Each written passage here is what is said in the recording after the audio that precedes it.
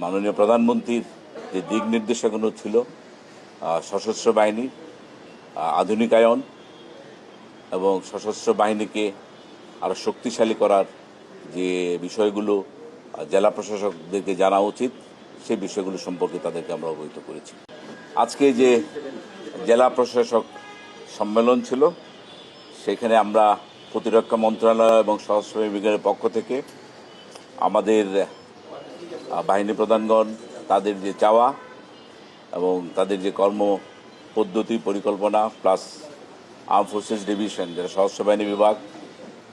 সেই সম্পর্কে আমাদের জেলা প্রশাসকদেরকে অবহিত করা হয়েছে এবং সাথে সাথে আমাদের সরকার যে দায়বদ্ধতার অবস্থান থেকে সশস্ত্র বাহিনীকে জনগণমুখী বাহিনীতে পরিণত করার জন্য জেলা প্রশাসকদের যে অবস্থান থাকার কথা সেই দিক নির্দেশনা আমি তাদেরকে দিয়েছি। সেখানে আমি উল্লেখযোগ্যভাবে বলতে চাই আমরা যে টোটাল পিপলস ওয়ার যেটা শহীদ রাষ্ট্রপতি জিয়া রহমানের দর্শন ছিল সেটার ব্যাপারে বিস্তারিত আলোচনা করেছি এবং সেইখানে আমাদের জেলা প্রশাসকদের কী ধরনের ভূমিকা থাকা উচিত সেটার ব্যাপারে আলোচনা করেছি এবং আমাদের মাননীয় প্রধানমন্ত্রী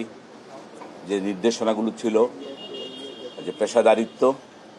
এবং দেশপ্রেমে উদ্বুদ্ধ হয়ে সেনাবাহিনীতে যাতে আমরা আরও শক্তিশালী জনবল সম্পৃক্ত করতে পারি এবং সেই ব্যাপারে জেলা প্রশাসকদের কী ভূমিকা সে ব্যাপারে আমরা আলোচনা করেছি। আমরা আরও আলোচনা করেছি আমাদের যে বিগত ইলেকশনে সেনাবাহিনী এবং আমাদের যে জেলা প্রশাসক কিংবা সিভিল অ্যাডমিনিস্ট্রেশনের যে রোল এবং তারা যে হারমোনিতে কাজ করেছে সেই হারমোনিটাকে আরও কীভাবে স্ট্রং করা যায়,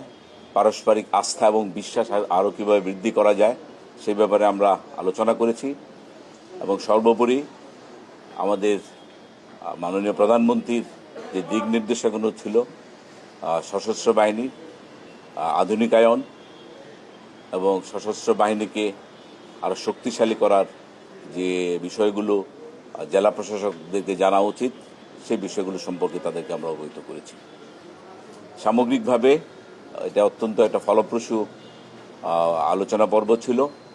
এবং তাদের যে স্বতঃস্ফূর্ত অংশগ্রহণ সেটা আমাদেরকে সত্যি বিমোহিত করেছে এবং আমরা আশা করি তাদের যে সহায়তা তারা প্রতিশ্রুতি দিয়েছে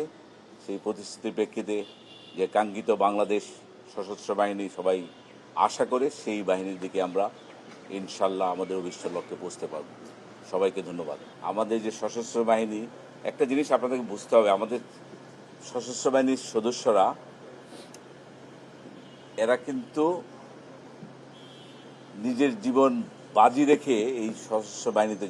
যোগদান করে। আর এদের যদি জীবন ব্যবস্থাটা দেখেন ফজরের নামাজ থেকে শুরু করে রাত অবধি আয়দার প্রশিক্ষণ অথবা প্রশাসন অথবা নাইট ডিউটি, এমনও দিন যায় একটা সৈনিক রাতেবেলা ঘুমাইতেই পারে না, 2 দিন পরে তো ঘুমাইতে পারে। এইরকমভাবে প্রশিক্ষিত সেনাবাহিনী জনগণের সাথে যে কাজ করছে এতে তারা আরও বেশি দায়িত্ববোধের পরিচয় দিয়েছে এবং প্রত্যেকটা জেলা প্রশাসক এ ব্যাপারে তাদের অবস্থান থেকে তারা সন্তোষ প্রকাশ করেছে এবং বাহিনী প্রধানদেরকে এবং আমাদের প্রতিরক্ষা মন্ত্রণালয়কে ধন্যবাদ জানিয়েছে যে তারা আমাদের সেনাবাহিনী যেভাবে তাদেরকে সহায়তা দিয়েছে সেটা আসলে যুগান্তকারী এবং তারা আমাদের সশস্ত্র বাহিনীর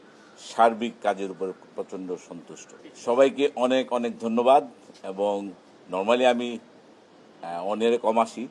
বাট আপনারা আজকে জোর করে এনেছেন। আশা করি ভবিষ্যতে যখন লাগবে আমরা আরও নিজেদের মধ্যে সহমর্মিতা আরও যতটুকু বাড়ানো যায়